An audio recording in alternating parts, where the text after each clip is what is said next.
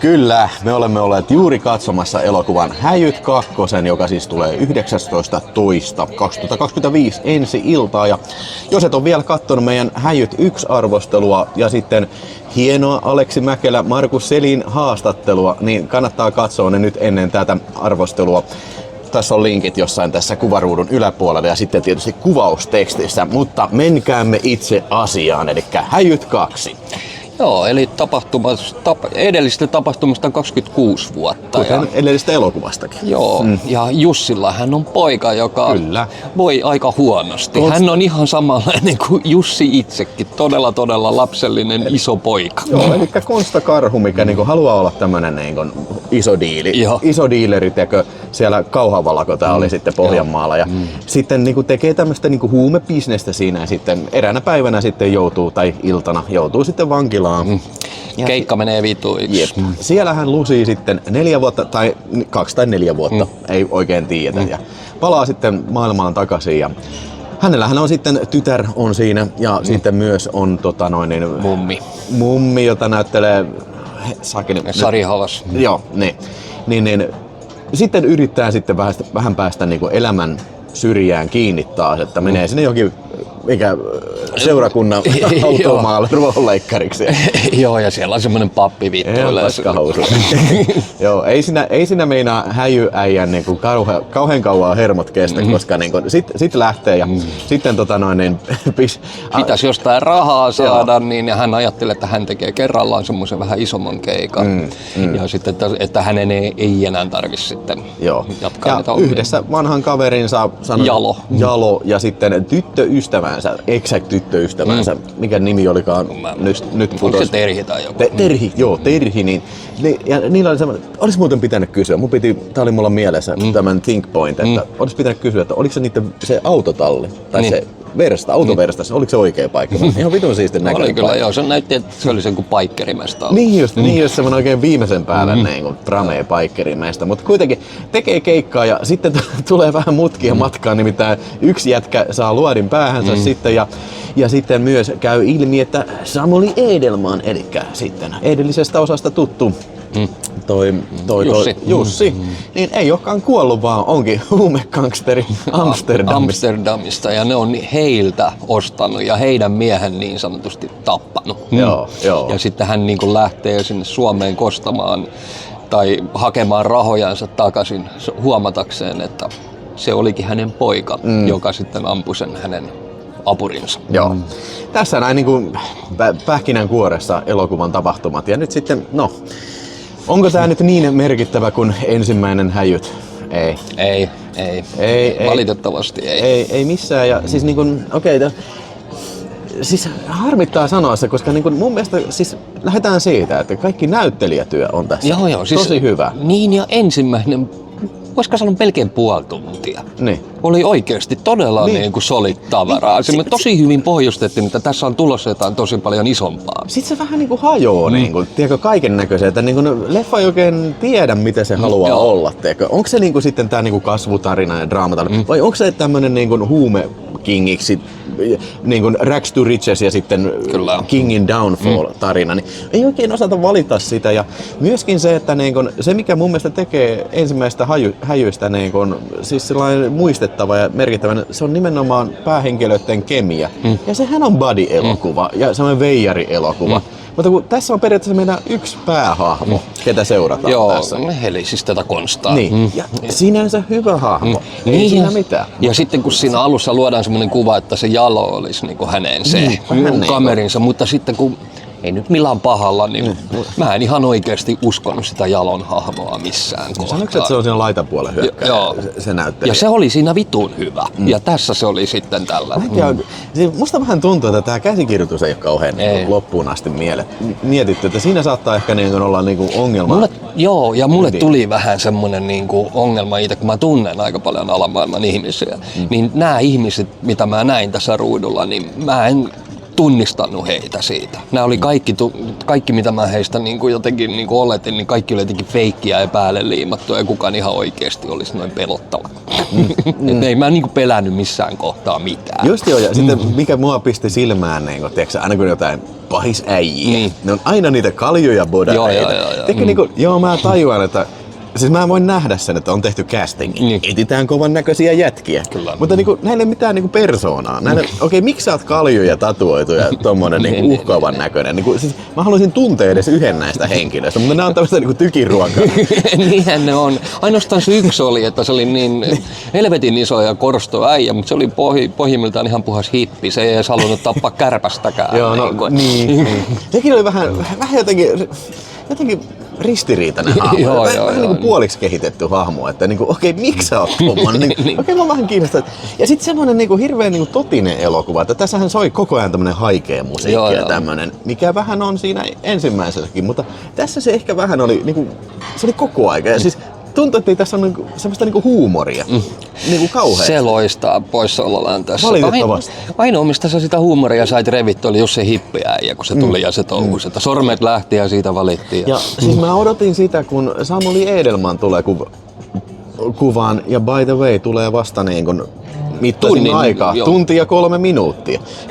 Niin tulee kuviin ja niin sit kun se matkustaa Suomeen takaisin, niin siinä niin kun olisi odottanut vähän tämmöstä niin kun, vähän huumorin kukkaa, että niin kun, se jotenkin niin kun pomottaa sitä niin kun sen tummahipiäistä kaveria tai jotain tämmöstä, mutta kun sitten tuntuu, että ei voisiko tätä olla niinku rajusti lyhennetty tai jotain? Niin. Tästä olisi poistettu niinku juttuja.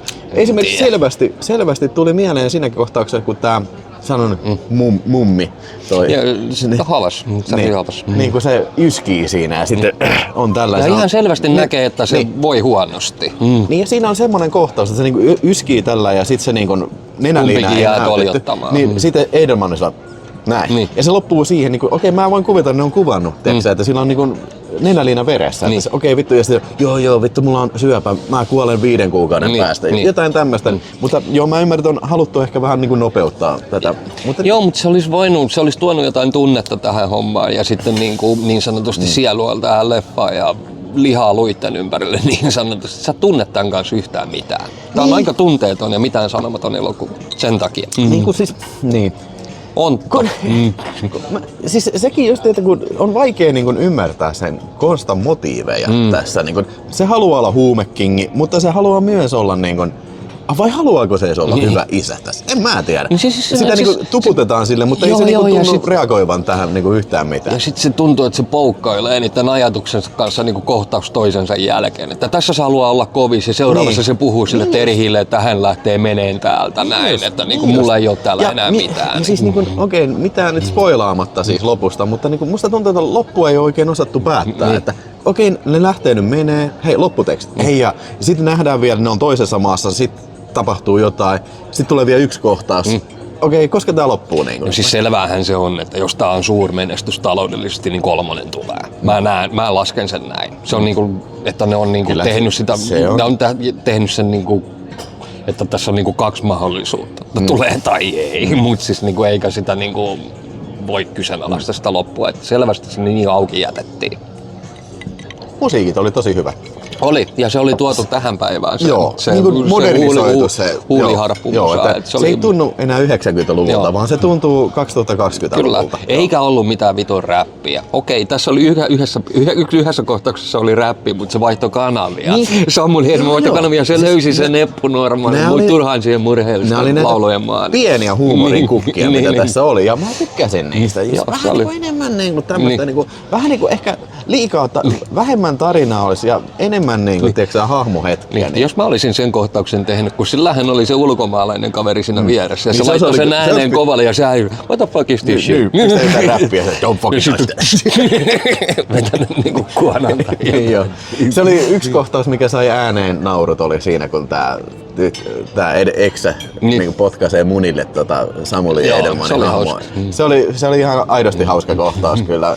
Mutta vähän liian myöhään sekin tuli tässä kyllä, että niin kun positiivista oli niin kun tekninen toteutus, ei siinä mitään vikaa ollut. Ja näyttelijäsuoritukset, ei mitään vikaa.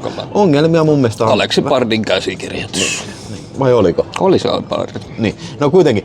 Siis tarina mun mielestä vähän ontuu kyllä nyt valitettavasti kyllä. Ja huomasin, siinä oli se yksi puoli tuntia 45 minuuttia, mikä olisi voinut jättää helposti, Sanotaan tiivistää se vaikka varttiin 20 minuuttia. Toinen näytös kokonaan, niin kuin tiivistetty jotenkin, ja näin olisi saatu niin kuin elokuvan pituus lähemmäs 90 minuuttia. Jotenkin näin. Mutta niin kuin, me emme ole elokuvien tekijöitä, jotka tekivät näitä teatterielokuvia, niin emme päätä näistä.